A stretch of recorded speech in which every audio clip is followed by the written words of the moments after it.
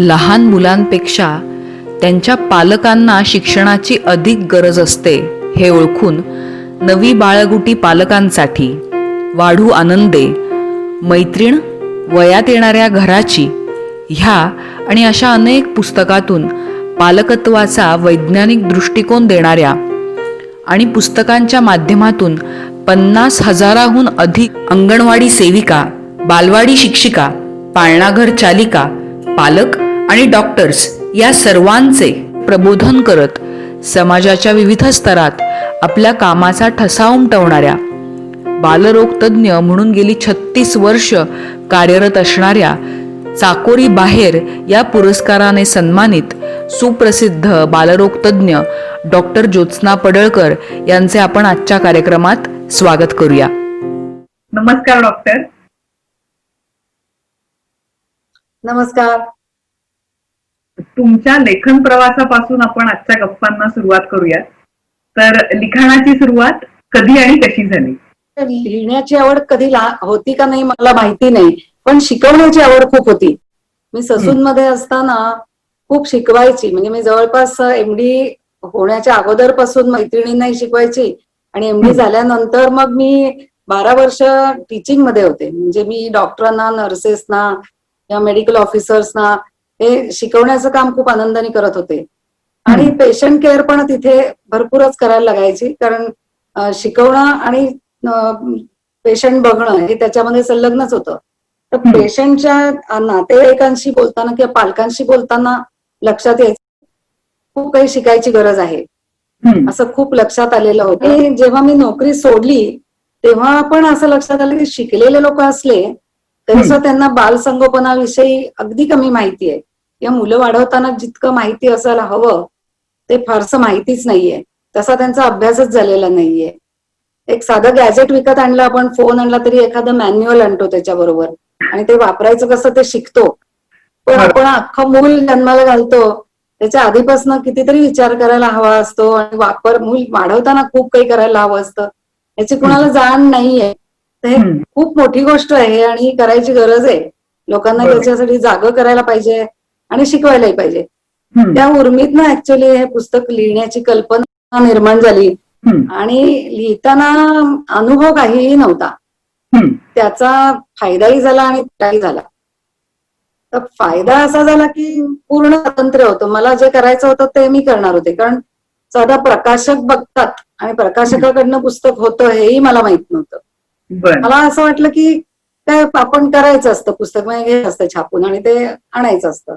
तर असं काहीच अजिबात मॅच्युअर विचार नव्हता आणि किती जणांसाठी काढायचं वगैरे असा काही इच्छुक नव्हता. मग बसून मग त्याच्यावर आम्ही विचार केला आणि मग त्याच्यावर अभ्यास करून काहीतरी आमच्या पद्धतीने आम्ही तोडगा काढला.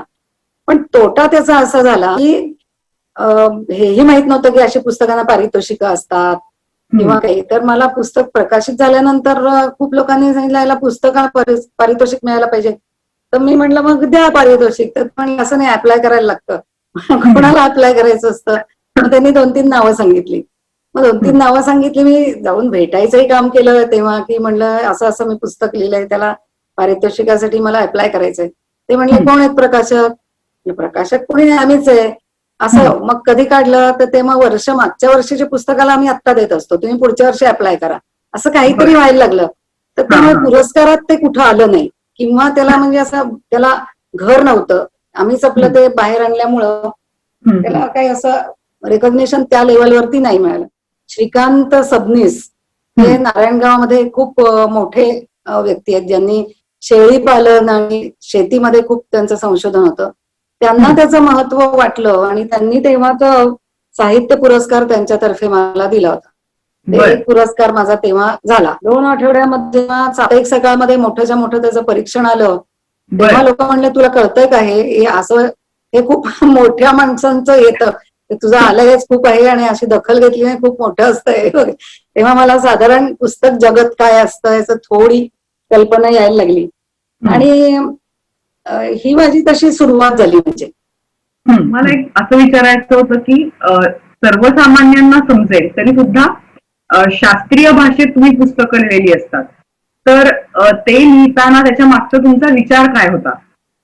वैद्यकीय विषयावरच आपण लिहितो ना, तेव्हा एक मोह असतो, तो म्हणजे की मला काय वाटतं ते लिहायची खूप उर्मी असते. मग ती सायंटिफिकली बरोबर असेलच असंही नसतं, नुसतं अनुभवात आलेलं सुद्धा लिहायचा एक मोह होतो, किंवा त्यातल्या काही चमत्कृती, चातुर्य कथा हे जरा सांगायचा पण मोह असतो. हे टाळून निखळ सत्य, सत्यम ब्रूयात प्रियम ब्रूया, अप्रिय शक्यतो बोलू नका, धाक घालू नका, म्हणजे याच्यातनं भीती निर्माण होईल असं काही नको. आणि काहीतरी आपल्याला जरी वाटलं की हे काहीतरी रंजक आहे, पण ते अप्राप्य असेल तर सांगू नये. तर सत्य असू दे, खरं, आणि ते निखळ उपयोगाचं असू दे, असं हे पथ्य मी पाळायचा प्रयत्न केला त्याच्यामध्ये. त्यामुळं प्रत्येक त्याच्यातला शब्द, वाक्य, रचना, त्याच्यातनं हाच अर्थ जातोय ना, आपण समोर नसताना वाचताना माणसाला ते बरोबर तिथपर्यंत पोहोचतंय ना, कन्व्हे होतंय ना, तसंच्या तसंच जातंय ना, दुसरा अर्थ निघत नाहीये ना, त्याच्यासाठी आम्ही खूप प्रयत्न केले. म्हणजे मी, माझे मिस्टर अजित पडळकर, त्यांचे वडील, तेव्हा ते तर 92-93 वर्षाचे होते, पण त्यांनी सगळ्यांनी आम्ही खूप बसून एकन एक शब्द घेऊन त्याची उलट सुलट मांडणी करून असाच अर्थ जातोय ना वगैरे चर्चा करून, वाद घालून, परिपूर्ण करूनच ते बाहेर आणलं. त्याच्यामुळे त्याची भाषा सायंटिफिक नक्कीच आहे, खरी आहे. आता ती बोली भाषेत करायचं का, माझा होता की ती बोली भाषा असू दे. त्याच्यावर पण आमचे खूप वाद झाले. मी म्हटलं की मला वाटतं की पुस्तक बोली भाषेत असावं, म्हणजे समोर मी आहे आणि मी भाषण करते आणि मी काहीतरी सल्ला देते, असं वाटलं तर लोकांना तो आपला जवळचा वाटेल. तर हे प्रचलित पुस्तकांना छेद देणारं होतं. आणि कदाचित मी जर प्रकाशकांच्याकडे गेले असते, त्यांनी मला करू दिलं असतं की नाही, मला शंका आहे, पण मला तो फ्री हँड मी घेतलाच होता. म्हटलं मी हे मला असं वाटतं की बोली भाषेत होऊ दे. आणि खरं तर म्हणजे पुस्तकं तुम्ही विचारता कशी काय एवढी आपली वाटली लोकांना, तर मला वाटतं ती भाषेची पद्धत सुद्धा एक भाग झाला असावा त्याच्यामध्ये, की ज्याच्यामुळे माणसांना ते खूप जवळच वाटलं. पुस्तकांमधली चित्र खूपच बोलकी असतात, त्यामुळे शास्त्रीय असून सुद्धा ती खूपच मनोरंजक वाटतात. तर त्यामागचा विचार काय होता? की मला असं वाटायचं की आकृती असली ना की मसुदा चांगला कळतो.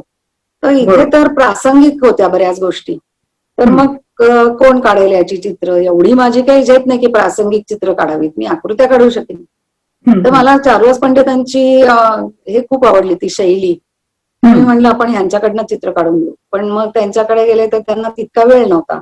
थांबा म्हणले, मग मी थांबले, पण त्यांनी अतिशय उत्कृष्ट चित्र काढून दिली. मला जशी हवी होती, मी साधारणतः मॅटर डिस्कस केला की त्यांनी त्याच्यावर चित्र अशा पद्धतीने सुंदर काढली, आणि पुस्तकाचं बरंचसं यश मी चित्रांना देईन की त्यामुळे ती वाचनीय झाली. त्यातनं म्हणजे मनोरंजन पण आहे आणि टेक्निकल ज्ञान सुद्धा खूप मिळतंय. मी लोकांना म्हणते की नुसती चित्र बघून ठेवू नका, कारण एवढं इतकी ती कॅचिंग आहे चित्र की चित्र नुसती बघू नका, खालचं वाचा इतकं सांगायची वेळ येते. पुढे तर मला म्हणजे जेव्हा आईचं दूध बाळासाठीचं चित्र त्यांनी काढली त्याच्याबद्दल तर मला अतोनात आदर वाटतो त्यांच्याबद्दल, कारण पूर्ण स्त्रियांचा विषय असून एका पुरुषाने स्तनपानावरच्या विषयावरती चित्र काढावीत आणि ती इतकी अपिलिंग असावीत, त्याचं मला भयंकर कौतुक वाटतं. आणि त्यामुळे ते खूप आणखीन वाचनीय झालेलं आहे पुस्तक. आणि मला वाटतं त्याच्यानंतर बऱ्याचशा सायंटिफिक पुस्तकांमध्ये अशी चित्र घालायची पण पद्धत सुरू झाली. बऱ्याचशा पुस्तकांमध्ये आता चित्र खूप असतात. वेगवेगळ्या पुस्तकांच्या लिखाणामागे तुमची प्रेरणा काय होती? म्हणजे प्रत्येक पुस्तकासाठी वेगवेगळी प्रेरणा होती की कसं होतं, त्याविषयी सांगा. हो, म्हणजे थोडस वेगवेगळं काय होतं की बाळगुटी जेव्हा लिहिलं तेव्हा ते 1996 साली आहे, मी त्याला आता 25 वर्ष होत आहेत. तर तेव्हाची पद्धत म्हणजे नेट वगैरे काही नव्हतं, लोकांना बालसंगोपनाविषयी अतिशय प्रश्न असले तरी कुणाला विचारू, वेगवेगळ्या पद्धती होत्या आणि एकपद्धत नसायची पिढ्या पिढ्यांमध्ये, त्यामुळे गोंधळ जास्ती आणि त्याच्यातला आनंद तर नाहीच, पण चुका आणि काहीतरी घोटाळे बघायला मिळायचे. तर त्या दृष्टीने घरात एक वाक्यता असावी आणि घरी असावी तशीच पाळणाघरात असावी तशीच बालवाडीत असावी, अशी एक सलग एका पद्धतीने मुलांना बालसंगोपन मिळावं अशा कल्पनेतनं ते केलं गेलं. आणि मुलं सांभाळताना माहिती असायलाच पाहिजे, एवढं तरी यायलाच पाहिजे अशाने ते लिहिलं गेलेलं आहे. म्हणजे आपण म्हणू जशी अंकल्पी म्हणतात ना की याला काही पर्याय नाहीये, एवढं तर यायलाच पाहिजे, त्याच्याशिवाय वाक्य लिहिता येणार नाही, त्याच्याशिवाय तुम्हाला पुढे जाता येणार नाही. आणि त्याच्यामुळे अजून 25 वर्षात त्याच्या अनेक आवृत्त्या जरी निघाल्या तरी इम्युनायझेशन किंवा आपल्या व्हॅक्सिनेशनचं चॅप्टर सोडल्यास बाकी कशातही बदल नाहीये, कारण ते इतकं बेसिक आहे आणि तरी सुद्धा ते लोकांना अजूनही पुरून उरतंय, त्यामुळे ते टिकू नये अजून. तर हा झाला पहिल्या पुस्तकाचा. त्यानंतर जेव्हा मी त्याला जोड म्हणून वाढू आनंद 2012 साली काढलं, तेव्हा पूर्ण म्हणजे एक पिढी पुढे गेल्यासारखं गेलेलं होतं ते. आणि लोकांना मूल असावं का नसावं इतपसनं त्यांना प्रश्न पडत होते आणि पालकांची म्हणणं होतं की अरे यांना किती दिवस यांनी असं राहायचंय, यांना सांगा तुम्ही मूल आणायला. आणि मला असं वाटायचं की मूल आणा म्हणून सांगावं लागायला नाही पाहिजे, त्यांची उर्मी असायला पाहिजे. आणि नुसती उर्मी असून उपयोग नाही, त्यांची काय आपण नक्की हातात आणतोय, त्याचं आपली जबाबदारी काय आहे, आपल्याला काय यायला पाहिजे याचं भानही असायला पाहिजे आणि मग काय करायचं याच्याबद्दल तुम्हाला माहितीही असायला पाहिजे. त्या दृष्टीने वाढू आनंद लिहिलं. खरं म्हणजे वाढू आनंद पालकांचंच आहे ते, म्हणजे वाढवू आनंद नाही आहे ते, आपणच वाढू आनंद आहे. आणि त्यावर ते कॉम्प्लिमेंटरी बाळगुटी आहे आणि बाळगुटी पालकांसाठी आहे परत ती, तेव्हा सुद्धा ना ती पालकांसाठी आहे. ते नाव ठेवलं आपल्या विद्याताई बाळांनी मला नाव सुचवलं होतं ते आणि ते नाव आम्ही दिलं. ते हे झालं दुसऱ्या पुस्तकाचं. पण स्तनपानाच्या विषयी सुद्धा की भारतात खरं म्हणजे स्तनपानाविषयी काही माहिती द्यावी का असा लोकांना पडेल, पण ज्ञान बघितलं की वाटतं की यांना पाहिजे. आणि मी स्वतः पण ज्याच्यातनं गेले, मी डॉक्टर असून सुद्धा मला जे प्रश्न पडले ते इतरांना तर नक्कीच पडत असणार. त्यामुळे मी तेव्हापासून म्हणजे साधारण 83 सालापासून मी त्याच्यावरती विचार करत होते, तेव्हा ते 97 साली पुस्तक आलेलं आहे. तर तेवढी वर्षामध्ये स्वतःचे 2 बाळणपणाचे अनुभव, स्वतःचे लॅक्टेशनचे अनुभव, इतर पेशंटचे अनुभव, चुका, त्यातले घोटाळे, हे सगळं बघत बघत ते पुस्तक आलं. आणि ऍक्च्युअली एक ब्रेस्ट इज बेस्ट नावाचं पुस्तक पाहिलं होतं, पण त्यातलं जे मजकूर होता तो भारतीयांना लागू पडेल असं वाटलं नाही. आणि भारतीयांच्या पर्यंत जायचं असेल तर हा पूर्ण वेगळा सीन आहे, म्हणून पुस्तक हे वेगळ्या पद्धतीने लिहायला पाहिजे. नंतर मग जसं मुलं वाढायला लागली तसं 97 साली WHO सांगितलं की 12 वर्षापर्यंत तुम्ही आता मुलं बघता पिडियाट्रिशियन, तर 12 पासून पुढे या मुलांना कुणीच बघत नाही. आणि मोठेपणचे जे सगळे आजारपण आहेत की जे hypertension, diabetes, obesity, drugs, alcohol किंवा एड्स, हे सगळे आहेत त्याची सुरुवात होती ती मुली वयात येतानाच होते. तेव्हा त्यांना कॅच देम यंग हे जर टाळायचं असेल तर मग कुणी करायचं हे काम, तर मग जगातल्या बालरोग तज्ञांनी करायचं. म्हणून 12 पासून आम्हाला ते 20 पर्यंत बघा अशी जगभर जेव्हा स्लोगन आली अँड कॅच देम यंग, तेव्हा सगळंच आम्ही त्याच्यावर शिकायला लागलो नव्याने. आणि नवीनच आहे म्हणजे ऍडोलसंट मेडिसिन ही पूर्ण नवीन ब्रांच झाली जी पिडियाट्रिशियन्सच्या ह्याच्यामध्ये मर्ज झालेली आहे. त्यामुळे तीच मुलं आता मोठी झालेली, त्यांच्यासाठी यांच्या पालकांसाठी काहीतरी करायला हवं. आणि त्यांना भान असायला पाहिजे, आम्हाला सुद्धा नव्याने जे आलं ते त्यांना नक्कीच नव्हतं आणि ते आमच्या वेळेला असं नव्हतं हे वाक्य कायम यायला लागलं. ते त्या ह्याच्यातनं गरजेपोटी ते लिहिलं गेलं की खूप काही शिकण्याचं आहे मंडळी आणि सांगण्यासारखं सुद्धा आहे, तर प्लीज वाचा. तर मग ते सकाळमध्ये मी लेख लिहायला लागले होते. मग सकाळी मला विचारलं तर तुम्ही आरोग्यविषयक कॉलम लिहाल का, तर मग ही संधी म्हटलं फार चांगली चालून आली आहे, तर याच्यात आपण वयात येणाऱ्या मुलांच्या पालकांसाठी लिहूया म्हणून लिहायला लागले. तेव्हा माझ्या टीचर्स म्हणजे डॉक्टर शिरोळे सरांचा मला एकदा फोन आला, किती सुंदर लिहितेस तू, खूप छान लिहितेस, असा एक त्यांचा मला उठल्या फोन आला की सगळे छानच आहेत पण आजचा लेख खूप छान आहे. म्हणजे त्याच्यामधला एक आपुलकी म्हणून एक होता, तो त्यांना खूप आवडला होता. म्हणजे मी डाएट आणि न्यूट्रिशन याच्यावर खूप लिहिलं, ते 15-20 लेख झाले. आणि शेवटचा लेख होता की तुम्ही सगळे घटक बिटक सगळे मोजा, पण जर आपुलकी नसेल तर त्याच्यात काही उपयोग होत नाही त्याचा, असा एक लेख होता शेवटचा. तो त्यांना खूप आवडला. असं खूप झाले म्हणजे मग 1,400 लेख होऊन मग त्याचं पुस्तक झालं. आणि त्याची वाचनीयता खूप होती आणि ते खूपच लोकांनी अजून मला त्याचं हे मिळतो प्रतिसाद अजूनही मिळतो. समाजाच्या वेगवेगळ्या स्तरांवर तुमची पुस्तकं कशी पोचली त्याविषयी थोडं सांगा. नूतन बाल शिक्षण संघाने माझ्याकडनं एक पुस्तक लिहून घेतलं, तर मला विचारलं की आमच्याकडे बालवाडी शिक्षिकांचा सर्टिफिकेट कोर्स आम्ही करतो 1 वर्षाचा गव्हर्नमेंटचा, तर त्याच्यामध्ये हा विषय घालता येईल का आणि बरं. काय करता येईल. तर मग त्याचं करिक्युलमही तयार करून दिलं. हा विषय तोपर्यंत नव्हता त्याच्यामध्ये आणि त्याच्या अनुषंगाने पाठ्यपुस्तक तयार करून दिलं त्यांना आणि ते वापरात आहे. त्यामुळे ते पूर्ण बालवाडी शिक्षिका पालनगर चालिका यांच्यासाठीचं पुस्तक आहे, ज्याच्यामध्ये बालगुटीतले बरेचसे चॅप्टर्स आलेले आहेत, पण शाळा म्हणून वेगळे आणखीन 10-15 चॅप्टर्स वेगळे आहेत त्याच्यामध्ये. सो त्याचा वाचक वर्ग थोडा वेगळा आहे. अशा पद्धतीने ती थोडी थोडी नाही म्हणलं तरी वेगवेगळ्या वाचक वर्गांसाठी आहेत. ती बरीचशी पेरेंटिंग या सदरातच मोडतात. वैद्यकीय पालकत्व अशा यांनी मदतीसाठी केलेली पुस्तकं आहेत ती सगळी.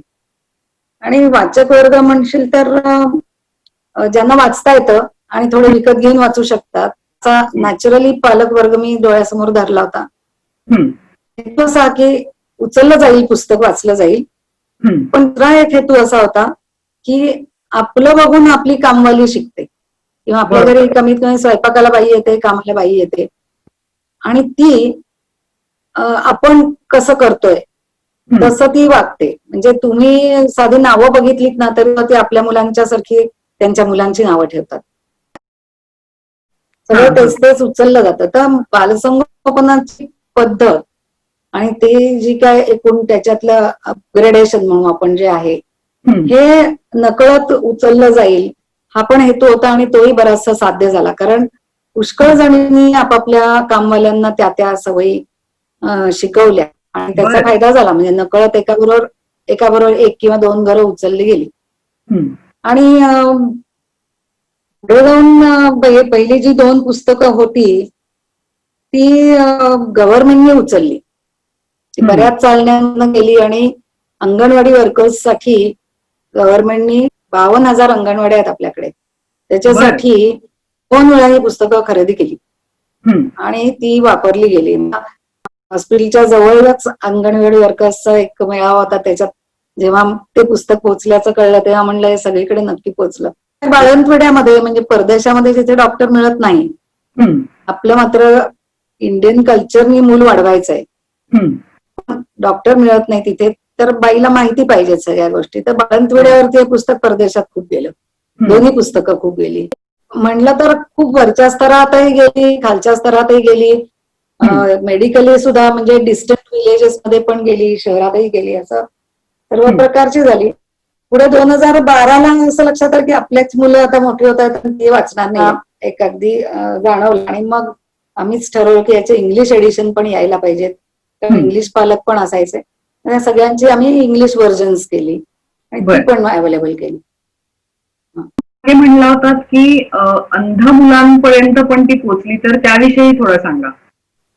माझं स्तनपानावरचं पुस्तक आईचं दूध बाळासाठी हे इंग्लिशमध्ये आलं, तसंच ब्रेल मराठी आणि इंग्रजीमध्ये आलं. ते पुण्यामध्ये मीरदेवी आणि आनंद बडवे हे एक दाम्पत्य आहे जे अंध मुलांसाठी 10वी-12वीच्या नंतर पुढच्या शिक्षणासाठी मदत करणारं दाम्पत्य आहे. त्यांचं येरवड्याच्या इथे अंधमुक्त विकासालय नावाची संस्था आहे आणि तिथे शिकणाऱ्या एक दाम्पत्याला, ते प्रेग्नंट होती, तिच्या हस्ते त्यांनी करून घेतली त्यांच्या संस्थेत पुस्तकाची इंग्लिश आणि मराठी ब्रेल, आणि त्या दाम्पत्याच्या हस्ते त्याचं उद्घाटन तिथे प्रकाशन झालं. अतिशय हृदय सोहळा झाला तो. त्याच्यात वैजयंती खानविलकर मॅडमच्या हस्ते ते झालं. ते पण अप्रतिम भाषण केलं त्यांनी. या मुलांनी आमच्यासाठी एक वाद्यवृंद आणि गाण्याचा कार्यक्रम, अप्रतिम कार्यक्रम केला आणि या दाम्पत्यानी त्याचं वाचन केलं पूर्ण आणि त्यांना त्याचा खूप फायदा झाला. आणि ते पुस्तक आता त्यांच्याबरोबर आहेत, दोन्ही पुस्तकं. ते एक वेगळंच आहे, म्हणजे त्याचं समाधानही खूप वेगळं होतं आणि अगदी अविस्मरणीय होती ती घटना. आता अजून एक विचारायचंय मला की तुमच्या लिखाणाचा उपयोग तुमच्या कामात कसा झाला आणि पेशंटची इंटरॅक्शन जे चालू होत्या, तर तेव्हा तुम्हाला त्याचा लिखाणात काय पद्धतीने तुम्ही त्याचा फायदा झाला तुम्हाला. आणि अजून एक त्या अनुषंगाने पुढचा अजून एक प्रश्न आहे की ह्या दोन्ही अस्पेक्टचा तुम्हाला माणूस म्हणून घडण्यात कसा इम्पॅक्ट घडत गेला ते सांगा. लिखाणाचा मला असा फायदा झाला की आपलं वागणं हे त्याप्रमाणेच असायला पाहिजे, हे कमिटमेंट आहे. हे पण मनावर ठसलं, त्याप्रमाणे आम्ही वागलो आणि त्याच्यामुळे आमचं डॉक्टर पेशंट रिलेशन चांगलं स्ट्रॉंग झालं, आमचा संवाद चांगला झाला, त्याचा त्यांना फायदा झाला. या सगळ्या गोष्टी खूप उमेद देणाऱ्या होत्या. जरी आता पुढे पुष्कळ इकडून तिकडून माहिती मिळायला लागली तरी सुद्धा या पुस्तकाचं महत्व शाबित राहिलं. अजूनही लोकांना ती पुस्तकं रेफर करावीशी वाटतात. हे त्याच्या मागचं यश आहे. आणि माणूस म्हणून घडताना आपण म्हणतो तसं की परफेक्शन आणलं. कुठली गोष्ट बोलताना माणूस जरा आगळ पगळ इकडे तिकडे एखादा शब्द आपण, कारण पुष्कळ गोष्टींना कॉम्पेन्स करत असतो, देहबोलीनी, डोळ्यांनी, हालचालीतनं, असे पुष्कळ गोष्टीतनं आपण ते कन्व्हे करतो. पण बरोबर, जेव्हा मनुष्य पुस्तक वाचतोय तेव्हा आपण समोर नसतो, तेव्हा जे काय असेल ते सरळ सरळ पोचायला पाहिजे आणि तसंच तसं आपण लिहिलं पाहिजे. त्यामुळे ते लिहितानाच परफेक्ट पाहिजे. ही जी परफेक्शनची सवय लागली ना ती सगळ्यातच येत मग, की आपण काहीतरी परमनंट करतोय, हे पुन्हा बदल होणार नाहीये याच्यामध्ये. त्यामुळे जे काय करू ते फायनल करायचं अशी मला सवय लागली आणि ती खूप उपयोगी पडली कायम. आणि हे सगळं करत असताना आपण सांगतो हे आपल्या आचरणात असायला पाहिजे. त्यामुळे पालकत्व म्हणाल तर तुमच्या मुलांना तुम्ही असंच करता का, मारलं तर का कधी, केली ती का शिक्षा कधी, या सगळ्या वर्षाची उत्तर आपल्याला आपण बांधलो, हा एक वरती कायम हे असायचा. आणि त्यामुळे आम्ही पण पालक म्हणून एका बाजूला पॅरलल घडत गेलो. बर, लेखन प्रवासात तुम्हाला वेगवेगळे अनुभव आले असतील, तर त्यातले काही आमच्या बरोबर आज तुम्ही शेअर कराल का? सुरुवात त्याची जी झाली ना तेव्हा ऍब्सोल्युटली पुस्तक कुठंच काही नव्हतं. आणि तेव्हा मी ते लिहायला एक कागद घेतला होता आणि याच्यामध्ये आता असे असे विषय असतील असं म्हणून मी प्रकाशपूर्व तुम्ही नोंदणी करा आणि सवलत देईन असं म्हटलं होतं की 150 रुपयाचं पुस्तक 100 रुपयाला मिळेल. तर तिथे मी खुर्चीवरनं उतरले, मी भिंतीवर चिकटवलं होतं आमच्या क्लिनिकमध्ये, मीच चिकटवत होते, ते उतरले तर माझ्या एका पेशंटनी 100 रुपये दिले मला.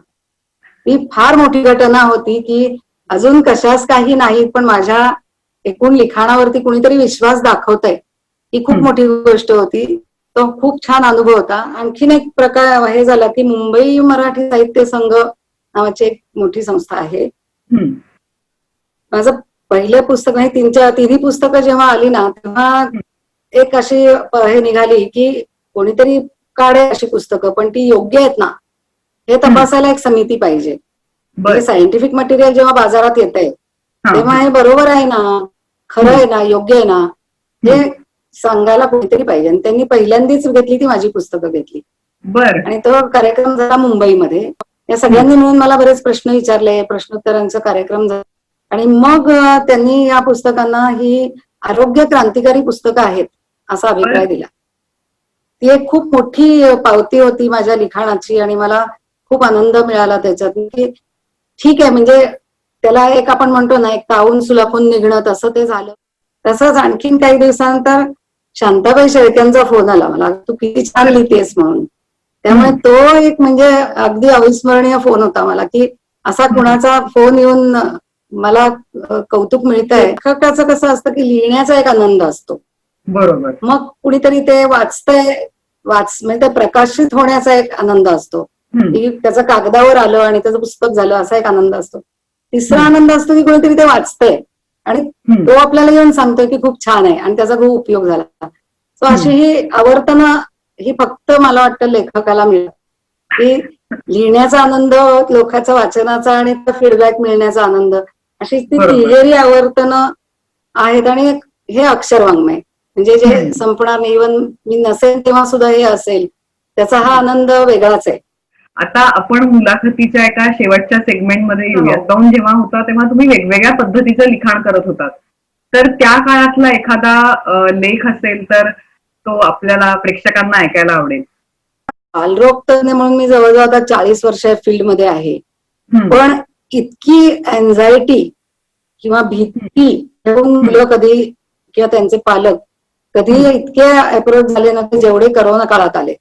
त्यामुळे त्यांच्यासाठी मला लिहावंसं वाटलं आणि मी एक लेख लिहिला होता. म्हणजे फेसबुकवरती मी बरंच लिहित असते, त्याच्यामध्ये मी एक लेख लिहिला होता जो बराच लोकांना आवडला, बराच त्याचा फायदा झाला म्हणले लोक, तो मी वाचून दाखवते.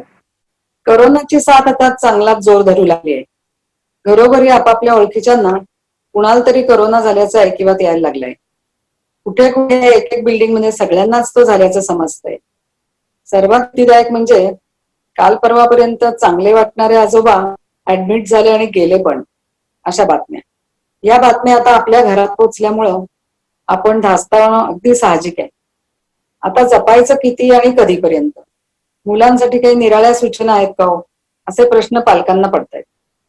घरीला त्यांचं वेगळं वागणं. कुणी रात्री झोपू शकत नाहीयेत, तर कुणी नव्यानं अंधाराला घाबरायला लागलेत. आई बाबांना रात्री सोबतीसाठी धरून ठेवतायत, तर कुणाला रात्री झोपेत अंथरुणात छू लागले. असे अनेक. करोना आतापर्यंत फक्त मोठ्यांनाच त्रास देतो आणि धोकादायक आहे अशी माहिती होती, पण हे अगदी संपूर्ण खरं नाहीये. आता मुलं पण आजार होतोय असं समजून आलंय. काही मूळ आजार असलेल्या मुलांना तो गंभीर होऊ शकेल, उदाहरणार्थ हृदयाचे, किडनीचे, लंग्सचे आजार. पण इतरांना तो बराचसा सौम्य असेल. घरातल्या सगळ्यांनी ज्या खबरदाऱ्या घ्यायच्या त्याच सगळ्या मुलांनाही लागू आहेत. यासाठीच पाळणाघरं, बालवाड्या, शाळा, मैदानं बंद आहेत. मुलांच्या एकत्र येण्यावर बंधन आहेत. त्यांनीही मास्क वापरायचे, लांब लांब बसायचंय, हातांची आणि चेहऱ्याची काळजी घ्यायची आहे. शाळा, शिकवण्या, क्लासेस ऑनलाईन सुरू झालेत. नवीन प्रकारचे वर्ग, नवीन प्रकारची शिक्षण. शिक्षक, मित्रमैत्रिणी भेटणार, पण पडद्यावरून. खोटे खोटे आभास आणि खोटे खोटे अभ्यास करायला शिकायचं आणि मग होमवर्कही करायचं. मुलांना याचा ताण होतोय त्याचं कुणालाच भान नाही. उलट त्यांनी या सगळ्या चेंजेसला लगेच बटन दाबून दिवा लागावा तसं चटकन ऍडजस्ट व्हावं अशीच अपेक्षा आहे. या एकूण भयंकर परिस्थितीला सामोरं जाताना पालकांची मात्र कसोटी आहे.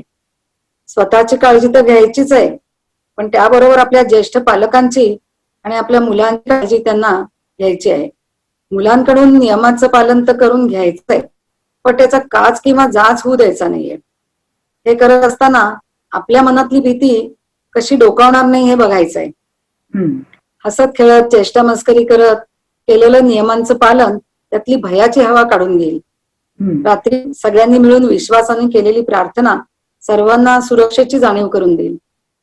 आपण करत असलेल्या प्रयत्नांवर आपला विश्वास असला पाहिजे, तरच त्याचा आश्वासक परिणाम मुलांपर्यंत आणि मोठ्यांपर्यंत पोहोचेल आणि त्याचा त्यांचं मनोबळ आणि पर्यायाने प्रतिकार शक्ती वाढवायला उपयोग होईल.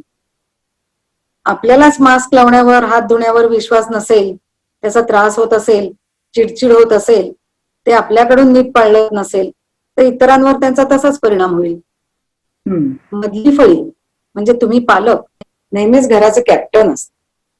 मुलांचं तर तुम्ही देवच असता. तुमचा कॉन्फिडन्स, तुमचा उत्साह त्यांच्यात उतरतो. तुम्हीच काळजीत असला आणि त्यांना ते जाणवलं तर त्याचा परिणाम झाल्याशिवाय राहत नाही. काही पालकांना हे पटत नाही. त्यांना पटत नाही, त्यांनाच भीती वाटते. ते म्हणतात आता आम्ही बातम्या लावतच नाही, कोरोनाबद्दल बोलतच नाही, सगळे नियम पाळतो. पण यात जो भीतीचा भाव आहे तो मुलांपर्यंत आपोआप पोहोचतो आणि मग त्यांच्या मनात ती रुजते आणि त्यांचं वागणं बोलणं बदलतं आणि मग पालकांना वर आणखीनच दडपण येतं.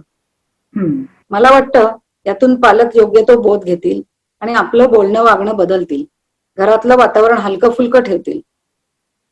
कुणी असं म्हणतील कितीतरी लोक काही पाळत नाहीयेत, त्यांना कसं काही होत नाही. खरंच असं करून काही फायदा आहे का?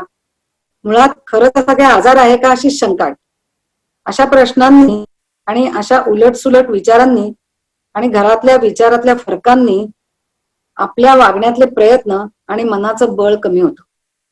जे काही प्रयत्न करायचे त्यात कुटुंबात एकवाक्यता हवी आणि सहजपणा हवा, तरच त्यामुळे यांना फायदा होईल.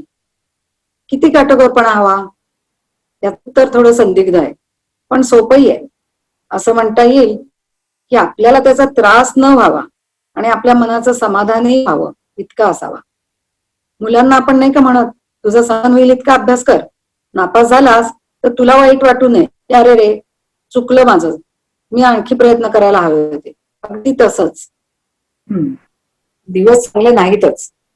परिस्थितीचा अंदाज घेत गोगलगाईला गुरु मानून तिच्यासारखं घरात सावरून बसायचं. परिस्थिती नक्कीच बदलेल त्याची वाट पाहायची.